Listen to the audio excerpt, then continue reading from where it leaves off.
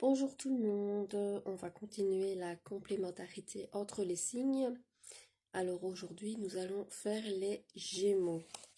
Alors les Gémeaux, les signes qui lui correspondent le moins, qui sont le moins compatibles avec lui, ce sont les Vierges, les Cancers, les Gémeaux, les Taureaux, les Poissons, les Scorpions et les Lions.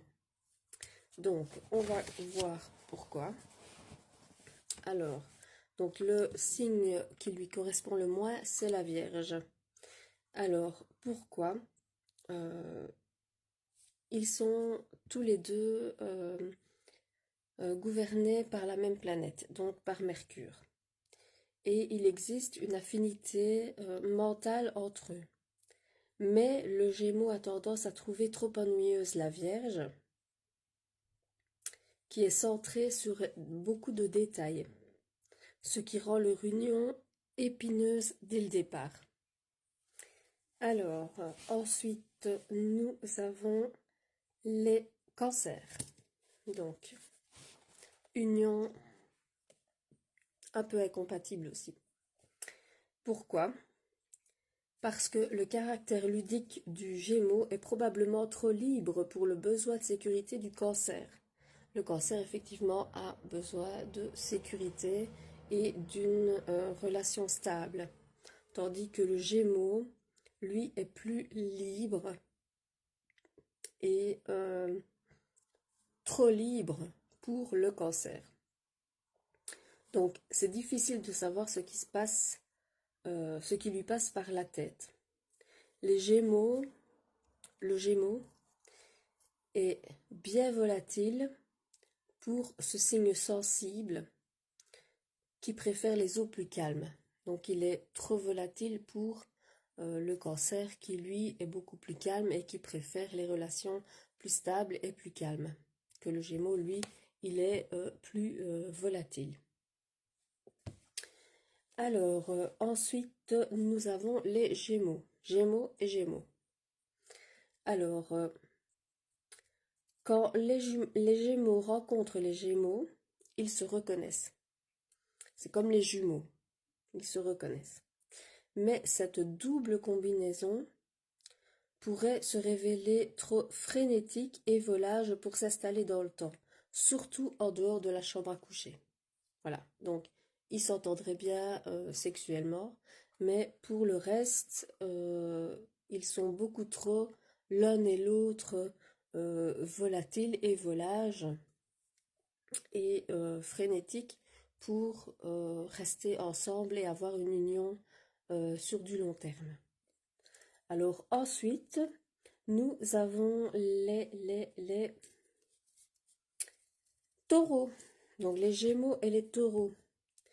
Alors, le Gémeaux pourra trouver les avances très directes de ce signe de terre fascinantes, mais pas particulièrement convaincantes, et verra probablement dans le Taureau trop pragmatique un manque de challenge. Oui, parce que le Gémeaux, lui, c'est un challenger, il aime bien les défis, il aime bien les challenges, etc. Que le Taureau, lui, il manque de ça.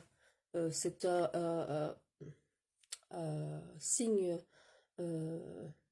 très terre à terre, qui est calme et qui aime aussi, qui a besoin de stabilité. Donc le Gémeaux n'est pas fait pour le Taureau. Ensuite, nous avons les Poissons. Alors, à l'origine du couple, il y a beaucoup de passion et il y a une puissante attraction entre eux. Mais le signe d'air des Gémeaux n'est pas vraiment compatible avec l'imagination et la sensibilité du Poisson. En outre, il aurait tendance, à être agacé par son besoin de sécurité. Et oui, le Poisson, il est très sensible, il a besoin aussi de sécurité et de stabilité.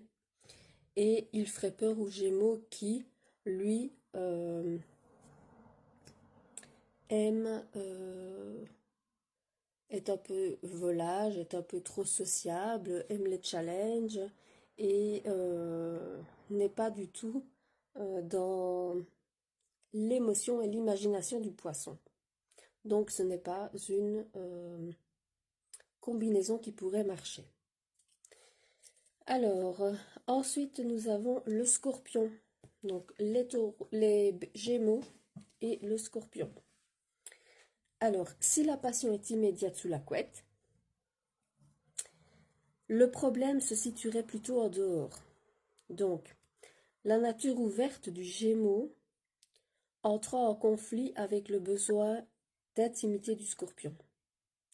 Donc, c'est vrai que le Gémeaux, il aime bien de se montrer, il aime bien, il est très sociable, il aime bien de faire de nouvelles rencontres.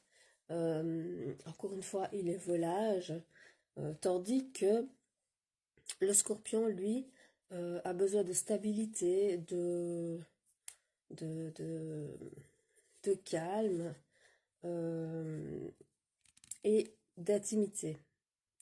Tandis que le Gémeaux, lui, oui, il a son intimité, évidemment, comme tout le monde, comme tous les signes, mais ça ne le dérange pas de raconter l'une ou l'autre anecdote, que ce soit sur son couple ou autre, tandis que le Scorpion, lui, il est beaucoup plus dans l'intimité et il n'aime pas du tout qu'on raconte ce qu'il se passe dans sa vie.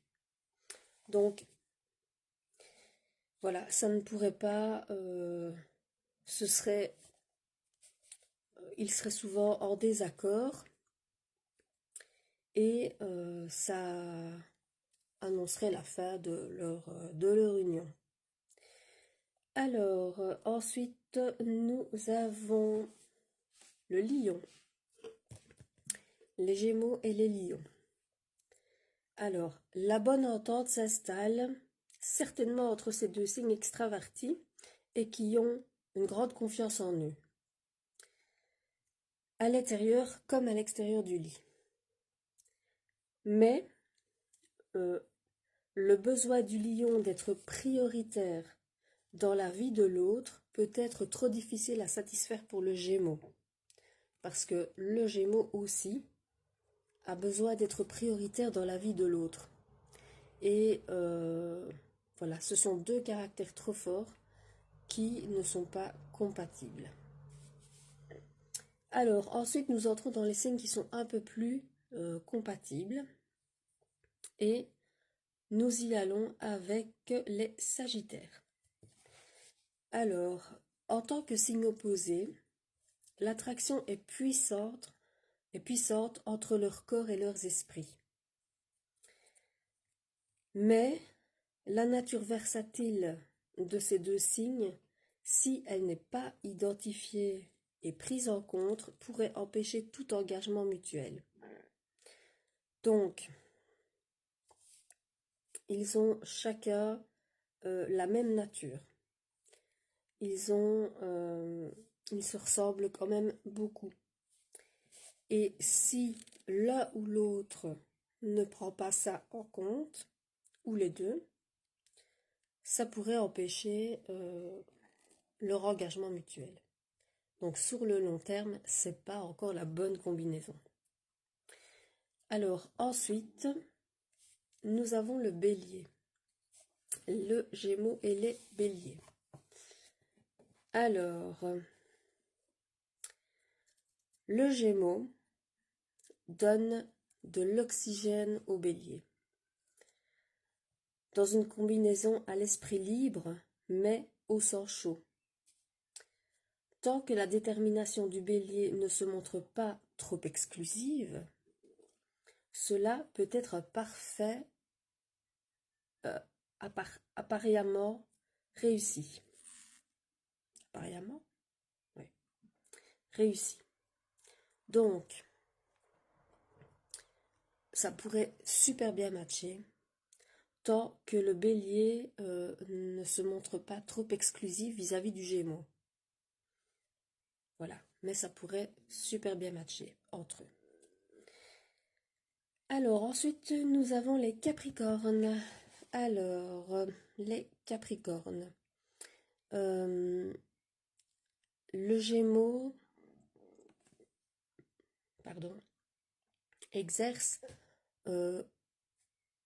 beaucoup de magnétisme et il est soumis à une influence stabilisatrice bonne pour lui. Tandis que la part sombre du Capricorne sera ravivée en retour. Tout est question d'équilibre ici. Et pour y parvenir, il faudra faire preuve de patience. Donc avec beaucoup de patience et beaucoup de travail sur leur couple, il pourrait y avoir un super équilibre entre eux et ça pourrait matcher sur à long terme. Voilà. À condition de faire preuve de patience, surtout. Alors ensuite, nous avons les Verseaux, le Gémeaux et les Verseaux. Alors, ils ont en commun une vision insouciante et audacieuse de la vie, avec un fort penchant pour l'imprévisibilité. Ouh là là là là. Donc, c'est une combinaison logique, susceptible de forger un lien heureux et durable, qui sera soutenu par une appréciation mutuelle de l'un et de l'autre. Donc ça, c'est vraiment une super bonne combinaison pour le Gémeaux, les Verseaux. Parce qu'ils sont tous les deux insouciants, audacieux, et qu'ils sont tous les deux imprévisibles. Donc c'est une combinaison susceptible de créer un lien entre eux très fort, très heureux et très durable. Parce qu'ils s'apprécient mutuellement aussi. Et la meilleure combinaison pour le Gémeaux, eh bien, c'est la Balance. Et oui, c'est la Balance. Alors, intellectuellement, ce sont deux signes d'air. Donc, ils s'accordent tous les deux avec délicatesse. Ils sont souvent d'accord. Ils partagent le même goût pour les voyages, pour l'aventure.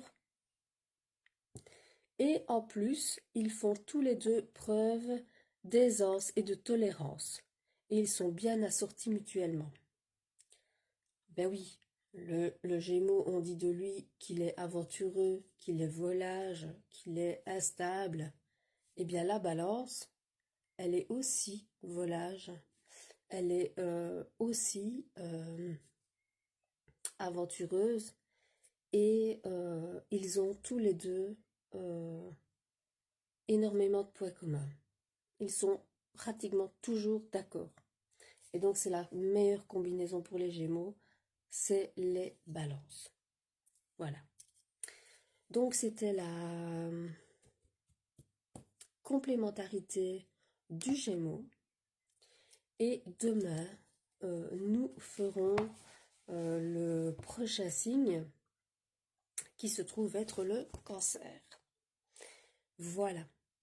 Donc, je vous fais plein de gros bisous. Je vous souhaite une bonne journée en espérant que ce que je viens de vous raconter va vous aider au niveau des complémentarités, très chers Gémeaux. Et ben voilà, je vous souhaite une bonne petite journée. Bisous.